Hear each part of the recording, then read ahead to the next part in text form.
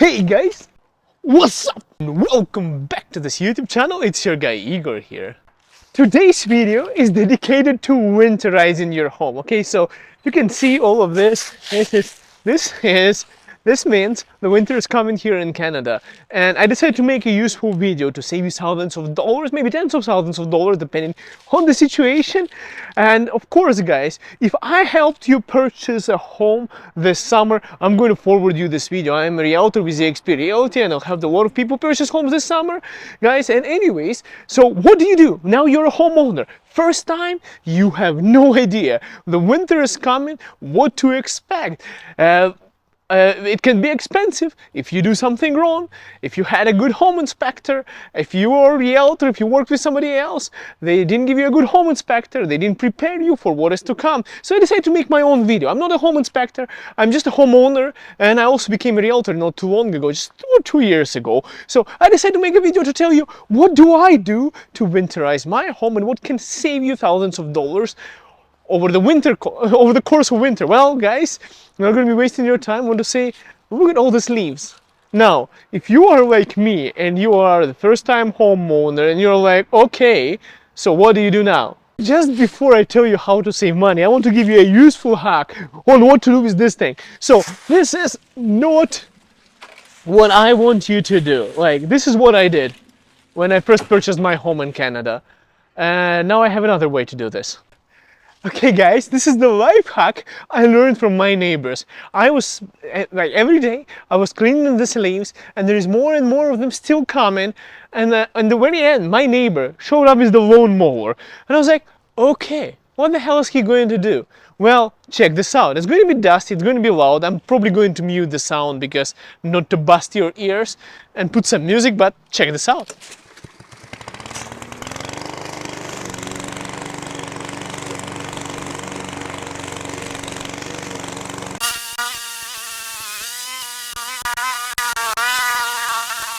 I mean, you got the idea, guys. That's basically how you do it. Okay, now get your big ladder. Okay, I like this one. When you're a homeowner in Canada, you need to have all sorts of tools. Plus, if you're like me, you're scared of heights.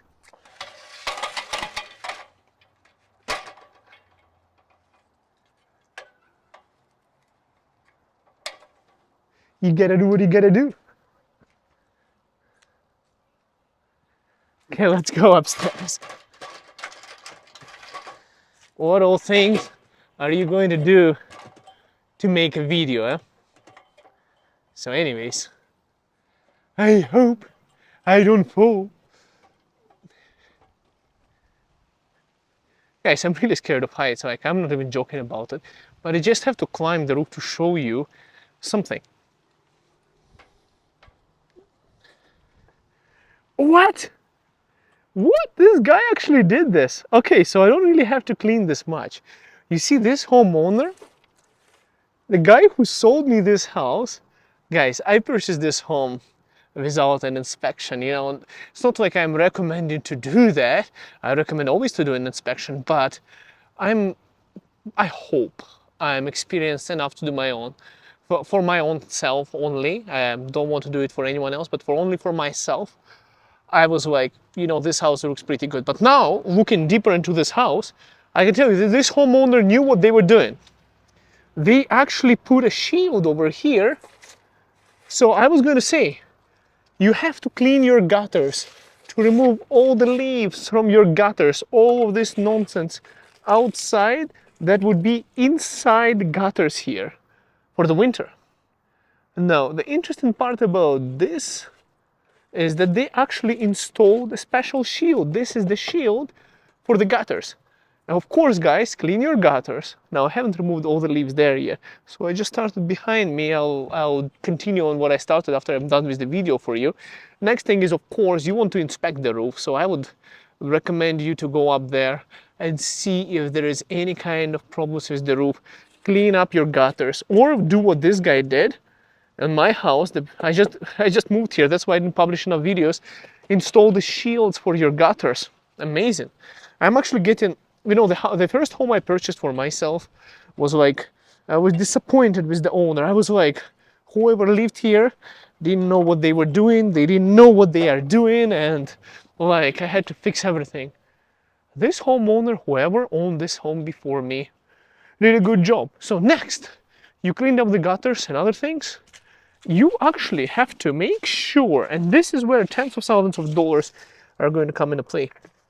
Guys, you have to make sure you switch off these taps so there is no water coming out, because this is metal. Now, there are some taps, and I'm not a plumber, but the plumbers told me that they are made in such a way that they can freeze and nothing is going to happen. But what you want to go do is go to your utility room, switch off the gardening hose outlets for winter, come outside, drain them out fully so they're empty, and you want to put this kind of guard. They sell them on Amazon. It's cheaper. They sell them on Home Depot. Basically things like this. What this is for is that metal gets really cold, water inside metal turns into ice, it expands and bursts your pipes and floods your house. And mold, renovations, fixing that thing up, I mean, how fast you can catch and how fast you can switch off your water. If you were at work, you come in, your basement just flooded, you are looking at $15,000-$20,000 worth of repair, changing floors, mold remediation, and other expenses. So it can be super expensive. So make sure you do that. Switch off the tap in the utility room. Now let's go to utility room. I'm going to show you my utility room now. Utility room. Now it's not just my electrical panel, but you would be looking at something like this to switch off your outlets. Something like this could look slightly different, but this is basically what you're looking for the outdoors. This is my outside receptacles. I could switch them off from here, GFICs. Anyways, let's go here. Okay, so we are in the utility room. What am I doing here? You would be asking. I'm searching for a light switch. I just purchased this house. I don't know where anything is. Oh, there it is. So you want to make sure that your furnace, and this is Canadian furnace, that's how it runs. This is a hot water tank. See, there is some rust over here. It's not a new one. It's pretty old. It needs to be gone very soon. But you don't want to change it while it's working. Like, why would I change it if it's still running? Anyways, long story short is you gotta make sure that that bad boy is running. Same story, the house freezes, the water in the pipes freezes, it bursts, it floods your house. It gets up to -40 here in Calgary, Alberta. So you want to make sure the furnace is working. Well, I got a chair. I didn't pay for the chair, but I guess the previous owner left it for me. What? Now, we have to do one more thing with the furnace. So I know that this bad boy is running. You can even hear it. This one is a mid efficiency, low efficiency, mid efficiency furnace, doesn't matter. You want to find the switch off and the furnace turned off. And next thing you want to do is check your air filter. Where's the air filter on this furnace? Okay, I found a spare one. This is a spare air filter. So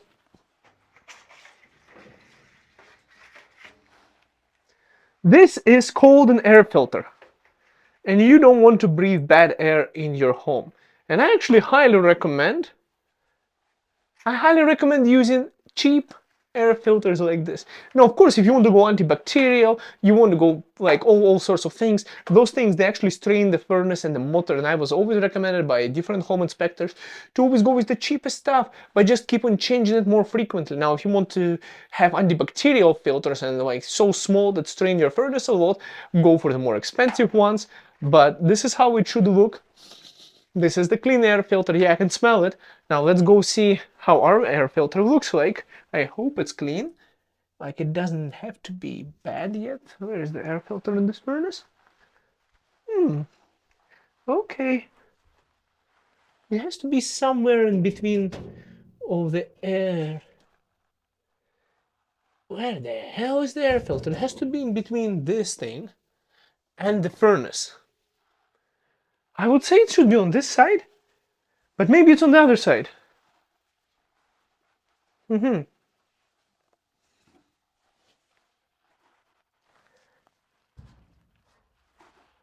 What?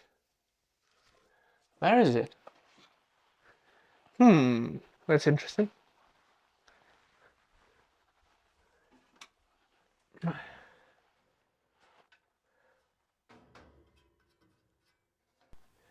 I just removed this panel over here. I just want to say, see that's a pilot light burning? So you will make sure that these burners are also working. You know, you have to make sure the pilot light is on and actually the gas lights up. I'll show it to you a little bit later. Let me find where the hell is the air filter. I believe it should be under here because I've never seen such a furnace. And as soon as I started saying good things about current homeowner, previous homeowner of this furnace, I'm seeing this. And this is not how the air filter should be installed. Like it's literally laying down and the air can just go right around it. So this is not how it should be. And I'm about to fix it. Now let me figure it out. Anyhow, I just discovered that this furnace needs a little bit of more attention than I expected. This is the previous filter. This is actually a washable one which you can wash and keep it back. I don't like it.